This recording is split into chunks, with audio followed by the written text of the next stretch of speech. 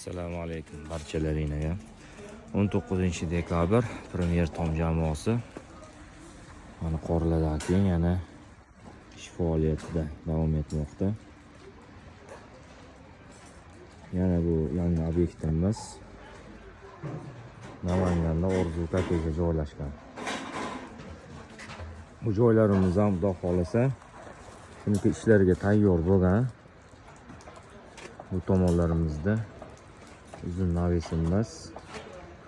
Xudo xolasa buni ham taxta ishlariga harakat. Bu obyektimiz 1200 kvadrat atrofda mo'ljallab turganmiz.